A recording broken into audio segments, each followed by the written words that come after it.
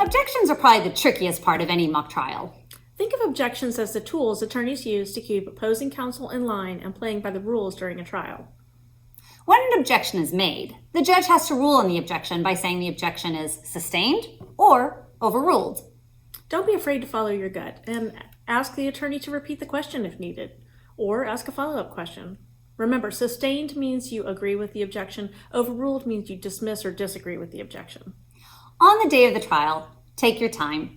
Don't worry if you don't know which way you should rule. You can always ask opposing counsel to respond to the objection, which may give you a little more time to think. And don't forget, it's your courtroom. The attorney for both sides should stand anytime they're making an objection or talking to the judge. An attorney should never address each other or start arguing with one another, but rather they should always wait for your cue.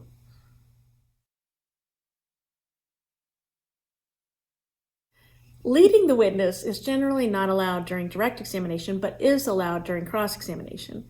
It occurs when the attorney suggests the answer while asking the question, such as, "Isn't it true that you wore your blue jacket that day?" The witness just has to say yes. The reason this isn't allowed on direct is because it would be far too easy for an attorney to put anyone on the stand who can say yes to everything and then let the attorney testify. On cross-examination, leading the witness is allowed and pretty much expected because that's how the attorney controls the witness and keeps them to a narrow yes or no answer.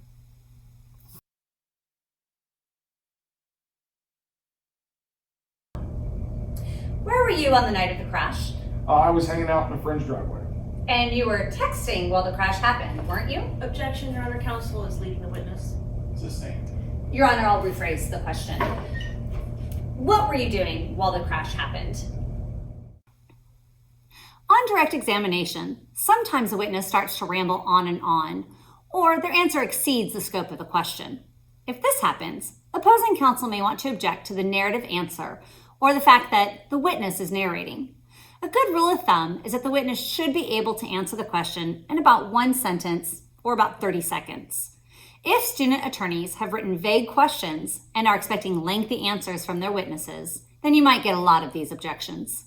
Teach your student attorneys and witnesses that direct examination must be a back and forth between the attorney and the witness, not a series of speeches given by the witness.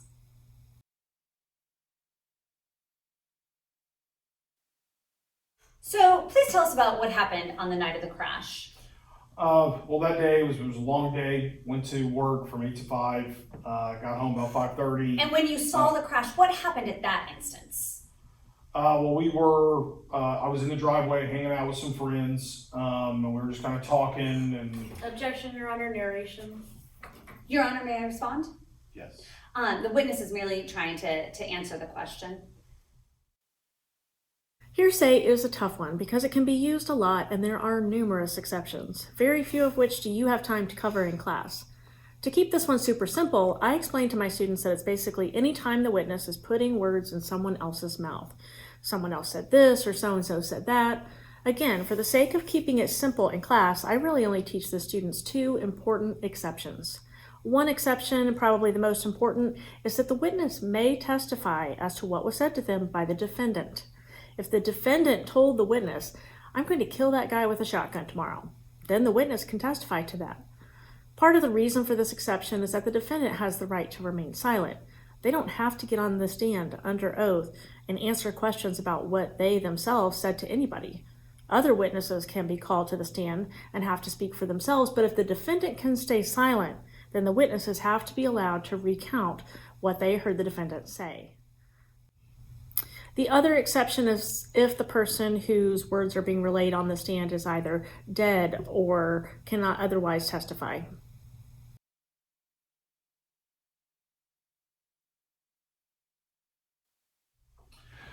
So my friend Tom told me that he saw the driver of the car. Objection, Your Honor. Hearsay. Sustained. As objections go, relevance is an easier one to spot and used frequently.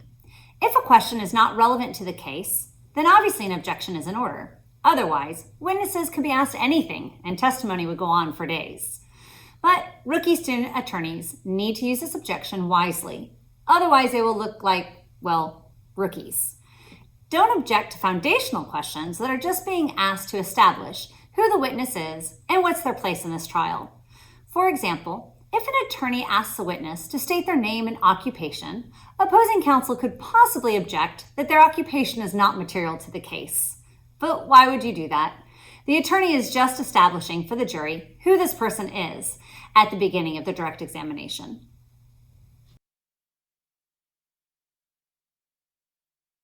Mr. Taylor, you were there on the night of the accident, weren't you? Yes, I was. And this is not the first crash you've witnessed in your adult life, is that correct? No, it is not. In fact, how many times have you been married? Objection, Your Honor. Relevance? Your Honor, this line of questioning will show that Mr. Taylor's first wife was killed in a car crash, adding to his pain and suffering. While your students may think badgering the witness is fun, it's not allowed in trial. An objection of badgering the witness or argumentative is typically used when a witness is under cross-examination. If opposing counsel is getting too snarky with the witness, using a hostile tone, or the witness is getting flustered, then the attorney that originally called the witness may want to use this objection if for no other reason than to give the witness a chance to regroup and take a deep breath, and to help maintain courtroom decorum.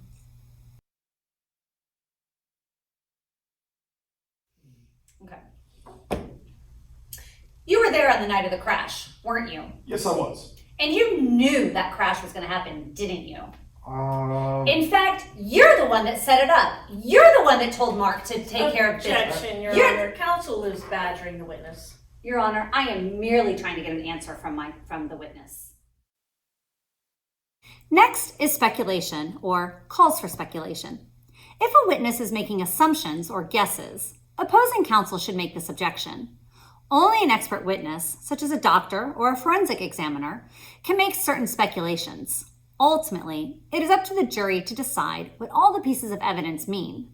For example, if a witness on the stand testifies that their friend was crazy or depressed, opposing counsel may object because the witness is not a clinical psychiatrist and can't make that kind of diagnosis.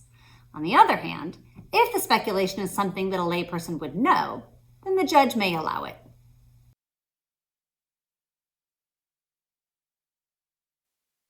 On the night of the crash, what did you see? I saw a red car speeding down the street. Objection, Your Honor. This calls for speculation. This witness is not a forensic expert, nor did they have a radar gun on hand when this was in question. May I respond, Your Honor? Yes. Your Honor, the witness has lived on his residential street for 15 years, and he's driven this stretch of road countless times. I think he's able to gauge whether the car was likely speeding. The difference between speculation and calls for speculation is simply when it is used. If the opposing counsel is objecting to the question the attorney has asked, then they would say that the question calls for speculation. The question is objectionable and they're trying to preempt the witness from answering it. If opposing counsel is objecting to the witness's answer to a question, then they would object to using speculation because the witness' answer is being called impromptu speculative. In other words, the witness is not an expert, or they don't have direct knowledge relating to the question. Beyond the scope means that on cross-examination, the attorney can really only address the information covered in direct examination. They can't go on a wild tangent into some other line of questioning. Instead, they should be picking apart what the witness said on direct, asking questions that help refute their testimony or undermine their credibility. The same is true on redirect and recross. Those lines of questions are not the opportunity to ask questions that they just forgot to ask earlier. Attorneys should keep it short and stay focused. Beyond the scope can also be used if a witness is improvising on the stand and perhaps inserting material facts into the case that are not provided in the mock trial guidebook. For example, if a witness says, I have an alibi, I wasn't there on Friday because I was out with Sally, but nowhere in the mock trial does it say that this witness was out with Sally, then opposing counsel would object and say beyond the scope of the mock trial.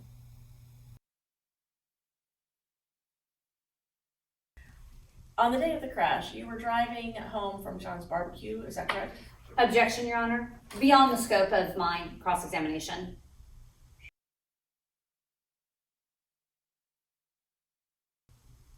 And you were driving the vehicle that ran off the road, correct? No, I was not. You have the wrong person.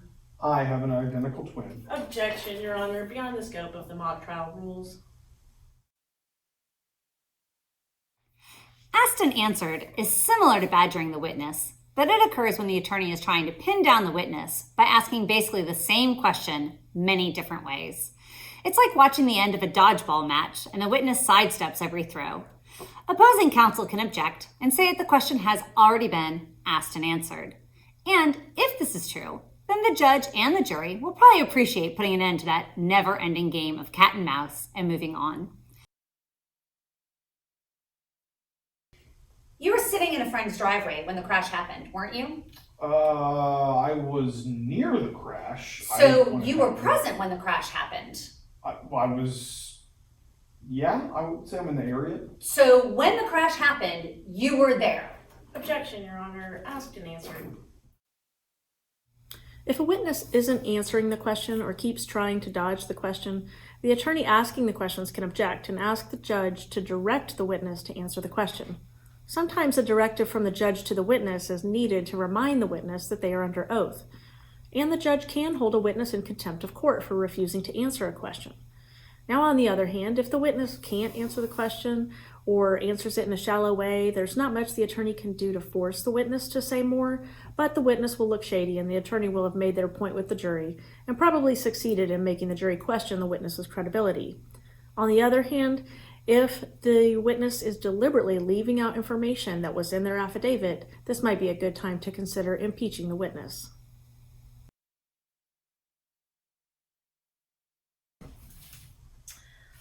And you were texting while driving, is that correct? I was driving and I had my phone on me. Mr. Taylor, you had the phone in your hand and you were sending text messages while driving the car, is that correct? I was driving my car, I had my phone with me, and I remember, I don't remember texting. Objection, Your Honor. The witness is being non-responsive. Will you please direct the witness to answer the question? Mr. Taylor, you should answer the question with a yes or no. So were you texting while driving? Yes, I was.